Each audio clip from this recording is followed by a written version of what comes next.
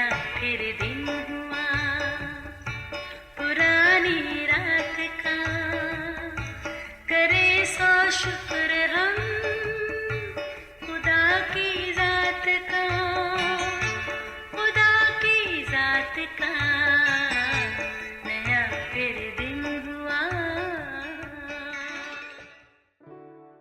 आज की आयत। और वो सब रूल कुदस से भर गए और गैर ज़ुबानें बोलने लगे, जिस तरह रूह ने उन्हें बोलने की ताकत बख्शी। इमाल 2 बाब 4 आयत। अजीज़ों, चील एक ऐसा शिकारी परिंदा है जो अक्सर मुर्गी के चूज़ों का शिकार करता है।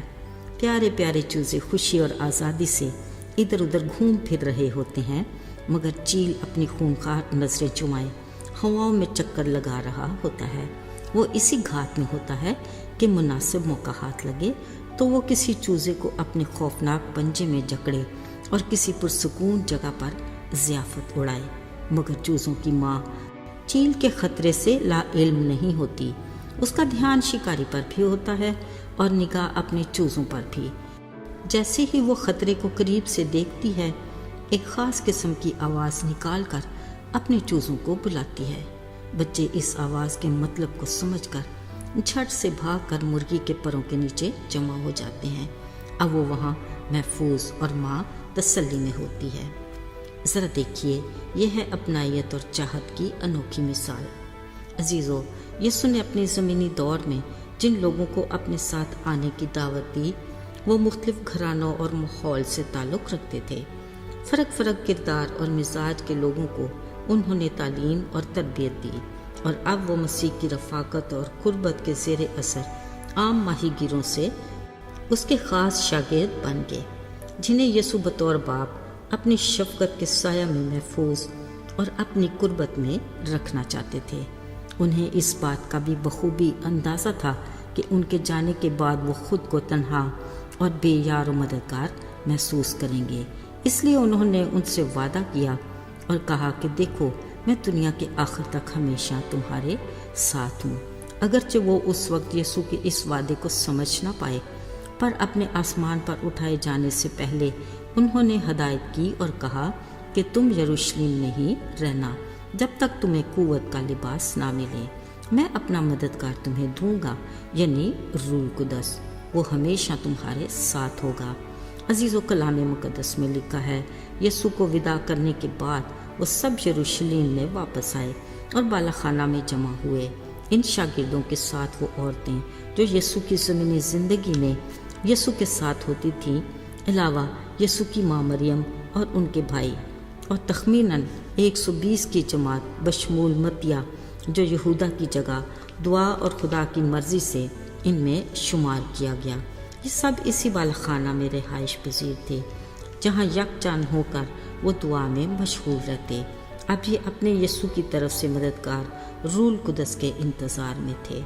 कलाम मुक़द्दस में लिखा है कि जब ईद पेंतिकोस्त का दिन आया तो यकायक आसमान से एक आवाज़ आई, जैसे ज़ोर से आंधी का सन्नाटा हो। उससे सारा वो घर जहाँ वो जमा थे गूंज गया, और उन्हें आग के शोला की सी फटती ज़ुबानें दिखाई दी, और उनमें हर एक पर आकर ठहर गई, और वो सब रूह कुदस से भर गए और गैर ज़ुबानें बोलने लगे, जिस तरह रूह कुदस ने उन्हें बोलने की ताकत बख्शी। अज़ीज़ो, कलाम मुक़द्दस के मुताबिक ये आवाज़ें इस कदर ज़ोरदार थीं कि वहाँ रहने वाले खुदा तर्स यहूदियों के साथ और बहुत से लोग भी जमा हो गए, जो मुख्तलिफ ज़ुबानें बोलने वाले फ़र्क जगहों से थे, मगर वो सब शागिर्दों की ज़ुबान से खुदा के बड़े कामों का बयान अपनी अपनी ज़ुबान में समझ रहे थे। बिलाशुबा ये अजीब सूरत हाल थी। कुछ तो ठट्ठा भी उड़ाने लगे कि ये तो लगता है ताज़ा मै के नशे में है, मगर अजीज़ों, खुदा का कलाम इस बारे में कहता है कि फरेब ना खाओ, खुदा ठट्ठों में नहीं उड़ाया जाता। ऐन इस वक्त पतरस खड़ा हुआ और बुलंद आवाज़ से पुकार कर लोगों से कहा, तुम सब जान लो और मेरी बात कान लगा कर सुनो। योएल नबी ने रूह की तहरीक से जो कुछ कहा वो आज पूरा हुआ।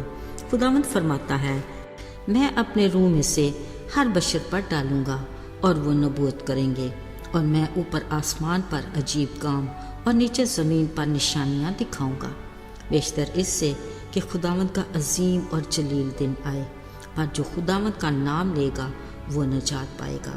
عزیزو، یاد رہے یہ وہ وقت تھا کہ یسوع نے اپنے شاگردوں کے لیے مددگار روح القدس دینے کا وعدہ پورا کیا اور انہیں قوت کا لباس ملا۔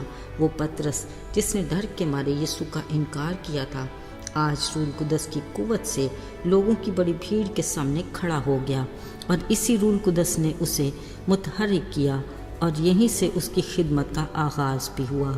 ان کی گواہیوں کی بدولت بادشاہی کی خوشخبری کا کام شروع ہوا، جس سے ابتدائی کلیسیا وجود میں آئی۔